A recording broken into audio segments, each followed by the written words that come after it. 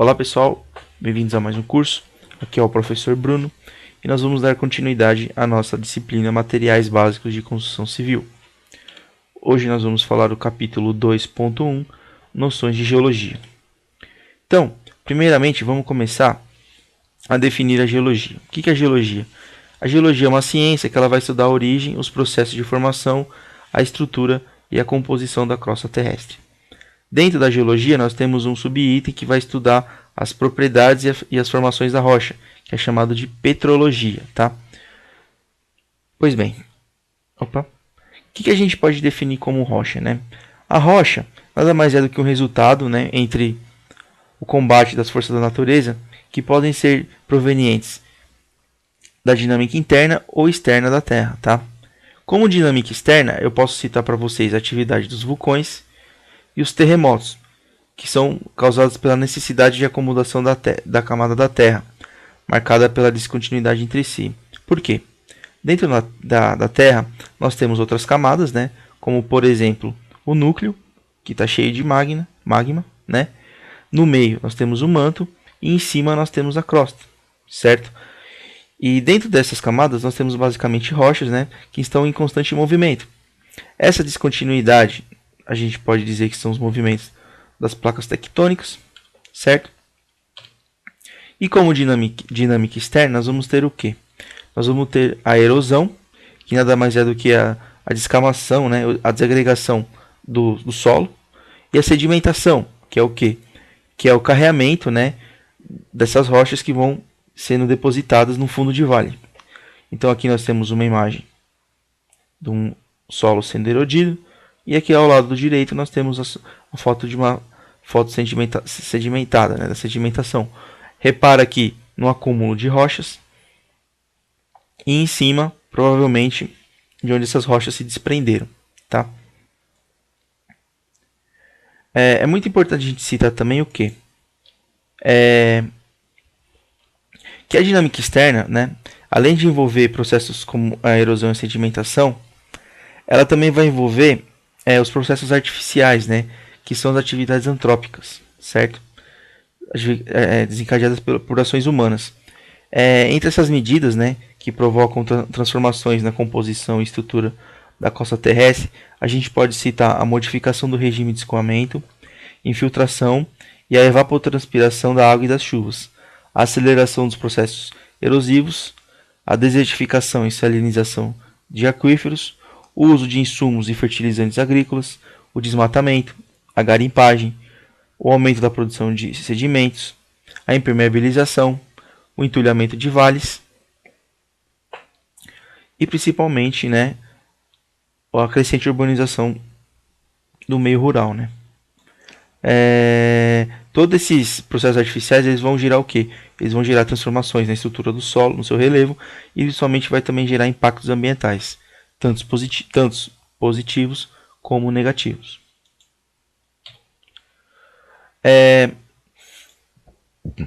Agora, a rocha especificamente na construção civil, ela tem duas finalidades. A primeira, ela vai servir como locação de instalação de obras. Então você pode fazer o quê? Você pode usar as rochas como fundações, né? Ou como material de base para obras civis, como túneis, galerias, pontes, né? Entre outros. E você também pode usar ela como material de construção. Então você vai usar a pedra, a brita, a areia, né?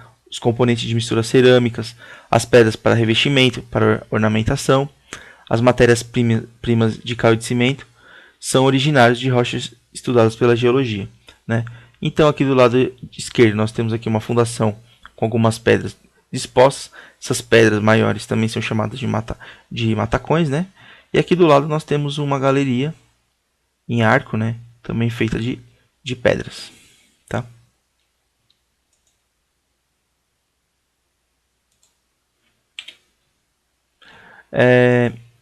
Outra questão interessante é o que?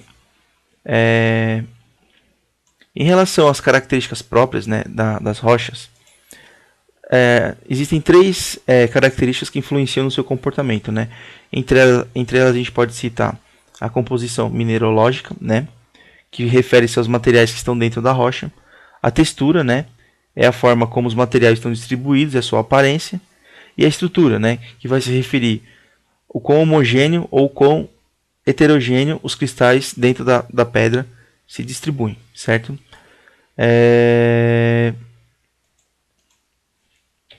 Um lembrete, né? Quando a gente trata de materiais, a gente tem que falar de duas propriedades das pedras. A primeira é referente à massa específica, né? O que é massa específica? Nada mais é que a relação entre massa e volume real da pedra. Ou seja, é uma divisão onde em cima eu vou colocar a massa da pedra, quanto ela pesa, e eu vou estar dividindo essa massa pelo volume, certo? Quando eu falo de volume e massa específica, essa massa específica, também conhecida como densidade, esse volume eu estou me referindo ao volume seco, ou seja, teoricamente é um volume que não tem vazios dentro da massa. O que seria esses vazios? Nada mais são do que bolhas, né, constituídas por ar ou por água, certo? Então,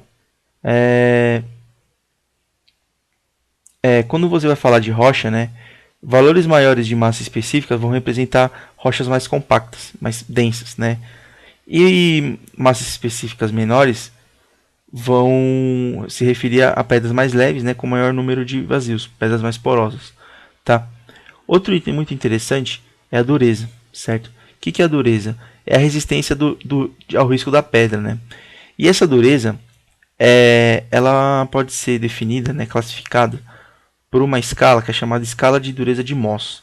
Mohs foi um geólogo alemão, lá do século XVIII, se eu não me engano, que ele dividiu as pedras em 10 categorias, sendo que vai de 1 ao 10, sendo que a categoria 1 é a mais fácil de você riscar, e a 10 é impenetrável, é que você não consegue riscar, que no caso é o diamante. Então, por essa escala aqui, a ideia qual que é? A pedra posterior consegue riscar a pedra anterior. Então, por exemplo, no nível 1 eu tenho talco, no nível 2 eu tenho gesso, no nível 3 eu tenho calcite, no nível 4 eu tenho fluorite, no nível 5 a apatite, no nível 6 a ortáclase, no nível 7 o quartzo, o 8 o topázio, o 9 o corindo e o 10 o diamante. E repara o seguinte, o nível 1 e 2 você consegue riscar com a unha, ou seja, são materiais maleáveis, né? Então você consegue riscar com a sua unha. O item 3, 4 e 5, que é o calcite, o fluorite e o apatite, você consegue riscar com canivete, com uma faca. Já os outros materiais, você não consegue riscar com outro material. Você só consegue riscar com vidro. E a ideia aqui qual que é? Você só consegue riscar um material com outro acima. Então, por exemplo, eu só vou conseguir riscar o corindo com diamante. E como é que eu faço para riscar o diamante? Para riscar o diamante, eu só vou conseguir riscar com outro diamante. Aí, no caso, entra na dureza absoluta, né? O que seria a dureza absoluta? É o quanto que o material é mais duro que o outro, porque essa escala aqui, ela é uma escala um pouco mais simples, né? É que eu não coloquei aqui na apresentação, mas por exemplo, o diamante ele tem uma dureza na ordem de 1600, enquanto que o corindo está na ordem de 400, né? Então, teoricamente, o diamante ele é 4 vezes mais duro que o corindo, certo? Falando agora dos minerais, né, que compõem as rochas, né? A gente pode o que a gente pode definir como mineral, né? O mineral ele é uma substância sólida, natural, inorgânica e homogênea, que possui composição química definida e estrutura atômica característica, tá? São compostos químicos resultantes da associação de átomos de 2 ou mais elementos. A composição de uma rocha quanto aos minerais nela presentes é determinado com auxílio da análise petrográfica feita em laboratório. Agora a seguir eu vou descrever os principais minerais, tá? Que são compostos nas rochas. Então nós temos a caulinita, né? Que é o principal componente das argilas. A sua massa específica é da ordem de 2,6 e a sua dureza é 1, ou seja, ela é bem mole, né? Depois eu tenho o feldspato, que é um material mais abundante na natureza. Ele se apresenta nas cores branca, cinza, rosa e avermelhada. Ele possui uma massa específica entre 2,55 e 2,76 e a sua dureza é perto de 6. Ele está presente na constituição das rochas ígneas, o granito, as sedimentares, o arenito e as metamórficas gneiss, tá? Depois a gente tem o quartzo, que é um dos minerais mais comuns também encontrados na natureza.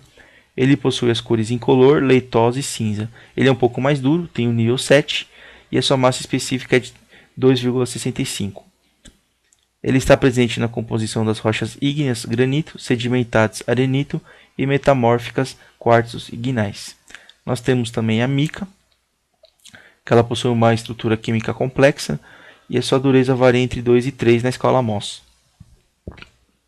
Depois nós temos a calcita, que é um mineral solúvel em ácido.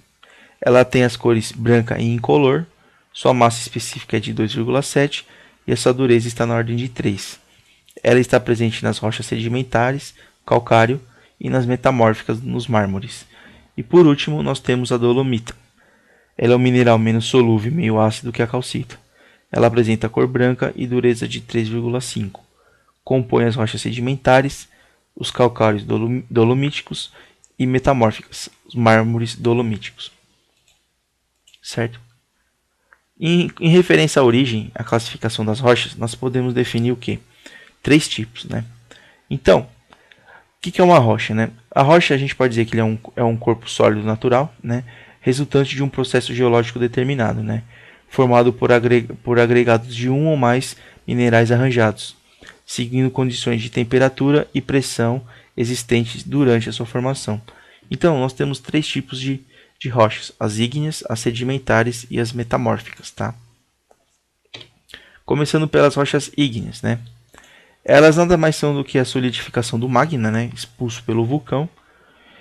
E quando elas estão formadas na profundidade, ou seja, dentro da crosta terrestre, elas são chamadas de rochas plutônicas ou intrusivas.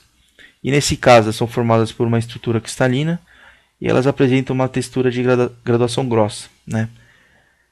Caso sejam formadas na superfície, né, ou seja, fora, pelo extravasamento da lava, elas são chamadas de rochas vulcânicas ou extrusivas e são caracterizadas por uma estrutura que pode ser vítrea ou cristalina e apresentam textura com graduação fina. Então aqui do lado esquerdo a gente tem um exemplo de uma rocha plutônica, né, de dentro, e aqui nós temos ainda em fase de solidificação uma rocha extrusiva, tá?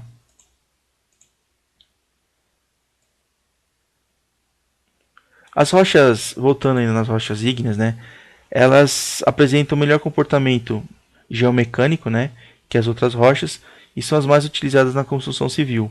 Por elas serem mais resistentes, elas são mais abrasivas, o que pode causar desgaste nos equipamentos utilizados para trabalhar esse tipo de rocha. Ou seja, é muito comum, às vezes, se você for cortar um material, uma rocha desse tipo, você poder quebrar a serra, né, devido à sua dureza. Então, como exemplo dessas rochas ígneas, a gente tem o quê? A gente tem os granitos, os basaltos e os dioritos, tá? Como rochas sedimentares, a gente vai ter o quê? As rochas sedimentares, elas são resultantes da consolidação dos sedimentos, ou seja, elas vão se formar a partir de partículas minerais provenientes da desagregação e o transporte das rochas existentes. Geralmente já são rochas mais brandas, isto é, com menor resistência mecânica, e ela constitui uma camada relativamente fina, aproximadamente 800 metros de espessura da crosta terrestre, que recobre as rochas ígneas e metamórficas. Tá? O processo de formação dessas rochas elas pode ser dividido em 2 partes. Né? Quando ocorre a deposição, né, ou seja, o arranjo dos fragmentos de rochas em camadas diferentes, a gente vai ter as rochas primárias e o processo é de origem mecânica. Depois que essas rochas são depositadas, ocorre um processo de origem química, onde vai ter transformação de sedimentos em rochas por meio de um conjunto de processos químicos e físicos, que vai ocorrer em condições de baixas temperaturas e baixas pressões, também conhecido como diagênese. Nessa etapa, a rocha é chamada de secundária. Né? Então, como exemplo de rochas sedimentares, a gente vai ter o quê? A gente vai ter o argilito, o calcário conquífero, o carvão. O carvão ele tem uma característica especial porque ele tem também detritos, né? Ele tem algumas partes orgânicas dentro dele. A gente vai ter o conglomerado, o halite, a areia, o calcário e o arenito. Tá? E por último, nós vamos ter as rochas metamórficas. As rochas metamórficas, elas nada mais são do que um resultado de outras rochas pré-existentes, ou seja, das ígneas e das sedimentares, né? Que no decorrer dos processos geológicos elas sofreram mudanças mineralógicas, químicas e estruturais, que provocaram a instabilidade dos minerais lá dentro e que tendem a se transformar e se arranjar em novas condições, dando características completamente novas das pedras originais. Então, como exemplo, nós vamos ter o que? Do granito, a gente vai ter o gneiss, do arenito, a gente vai ter o quartzito, e do calcário, a gente vai ter o mármore, certo? E por último aqui, nós vamos ter o que? A gente tem um diagrama aqui, né? Representando como é que funciona o fluxo, né? Então, as rochas metamórficas, elas sempre vão surgir a partir das rochas sedimentar e da rocha ígnea, né? Vai ter o processo de metamorfismo, que é essa transformação química, né? E a gente vai ter também da rocha metamórfica para a rocha ígnea, a gente vai ter um processo químico chamado de fusão, né? E da rocha ígnea, ela pode se desagregar, né? Se sedimentar numa bacia, né? Pode ser tanto por intemperismo, né? Que são processos químicos, biológicos, né? E físicos, pela chuva, pela água, né? Pode ser também pela erosão. Então, a rocha ígnea vai se sedimentar, certo? E aí ela vai se acumulando. E aí a gente vai ter um processo chamado de litificação, que é como se fosse a fusão, né? A união de rochas num novo estado consolidado. E a gente vai ter a rocha sedimentar, né? Pela rocha sedimentar, a gente vai ter a rocha metamórfica, né? E aí a gente vai ter sempre esse ciclo. E também da rocha ígnea para a rocha metamórfica pelo metaformismo, tá? Então é isso, pessoal. Espero que vocês tenham gostado da apresentação. Na próxima aula a gente vai falar sobre a aplicação das pedras na construção civil, tá ok? Um abraço a todos e bons estudos.